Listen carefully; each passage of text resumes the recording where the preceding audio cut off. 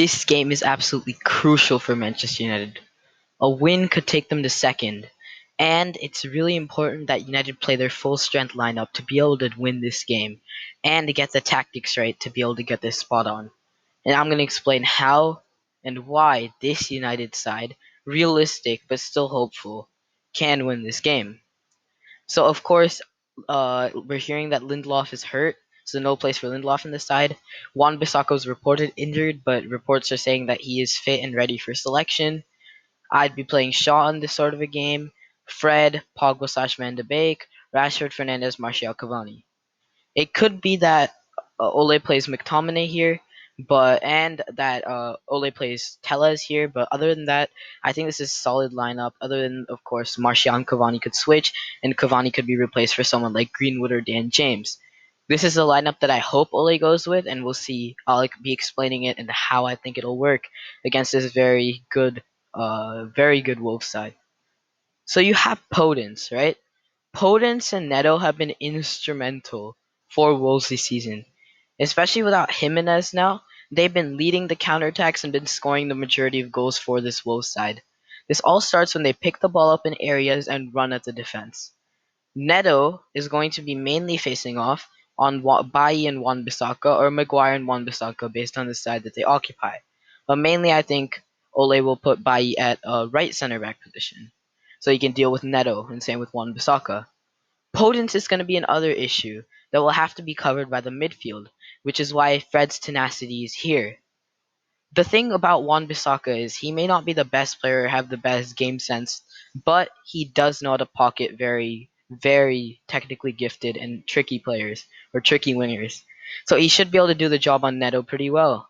Potence, on the other hand, will be tricky because as soon as Man United loses the ball, he's able to run at them. And if you play someone like Matic here, he won't be able to cope with his pace, which is why you need Fred as a shield in this sort of a game.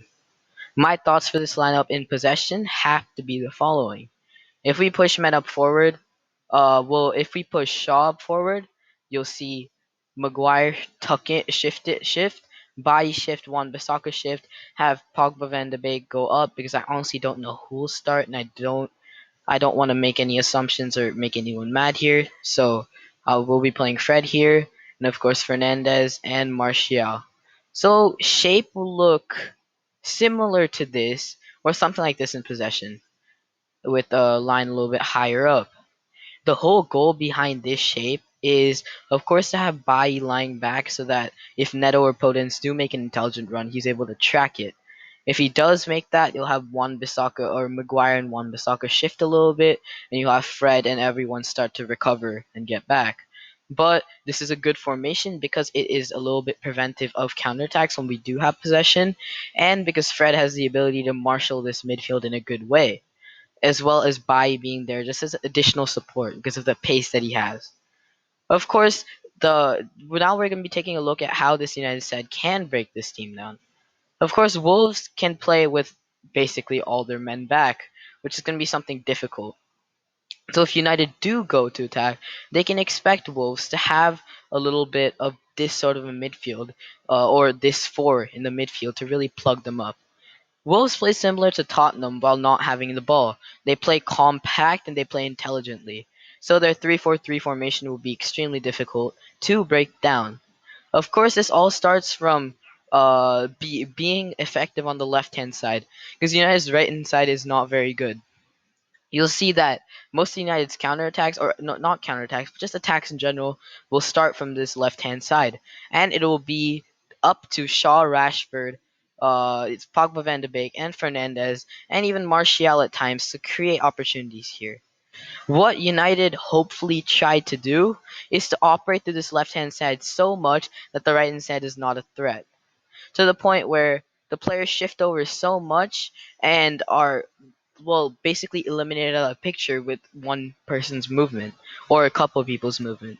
So, for example, if of course you have Maguire chilling here and you have a player like Pogba or Van de Beek check in, you have players like Silva shift a little bit and Podence tuck in. You have Neto tuck in. This frees up a little bit of space for Rashford, which Moutinho covers and Semedo covers. If Rashford is able to create enough space, you have a 1-2 option on if Semedo is not watching carefully enough. And Shaw has enough pace to be able to win this. This is another opportunity for Fernandez to tuck inside and create more opportunities for someone to tuck in or pick the ball up in this space in the midfield that will be created. So overall, there's a lot of different patterns in this sort of a structure that we can take a look at. So let's take a look at this again. So I have Shaw, Rashford on this side. So if you did have this little Rashford tuck in, right, it's attracting Moutinho to the space as well, and it's requiring Boli to shift in and Cody to shift in, and same with Saiss.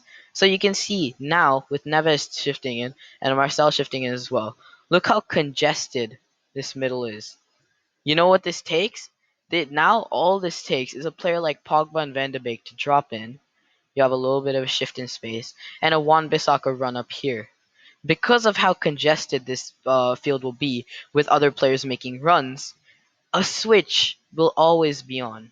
Of course, this may hurt our defensive structure at times, but if we adjust it a little bit and have Bailly and have Maguire and get Pogba or Van de Beek back to cover this little back line, then a shift or a cross from Wan-Bissaka would be beneficial. Because for sure, Wolves are a smart team. They will tuck in like this. I can guarantee you that. Of course, that's what our shape will look like while attacking. Then it's all up to the players to make combinations. I'm not sure if the coaches teach these sort of combinations, but it's going to be important. Simple 1-2s, simple runs like this into space, opening up a gap like this with Cavani's intelligent movement, Martial's intelligent movement, Rashford and Fernandez. This front four is dangerous, pretty experienced in my opinion, and has good movement to be able to break down a side like this. And I just think that it's brilliant. I think it'll work really well. Let's take a look at our structure while defending, of course, now. So you have the likes of Fred marshalling these center backs. You have Pogba, Van de Beek just chilling here. Rashford over here, tucking in a little bit. Cavani here. So what's important? This Wolves side does not retain possession too much, especially without Jimenez at the moment. They aren't being able to keep the ball and play that well. Podence and Neto are the only real hold up ball or hold up players that they have so far, and they mainly rely on playing long balls to be able to make the system work. So it's going to be important for us to watch that and play a low enough line to be able to prevent this. Of course, when Wolves have possession, we'll look for Cavani and probably Fernandez, and sometimes even Martial and Rashford to be shifting, depending on how high up into our territory they are.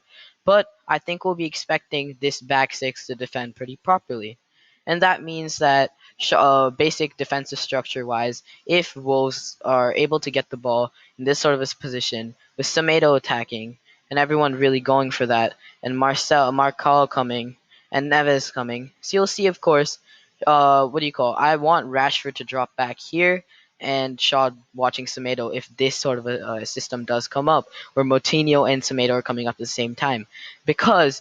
Let's say if he doesn't come up and player like Pogba and Van de Beek shifts to cover this, it opens up space, this much space in the midfield that Fred cannot cover.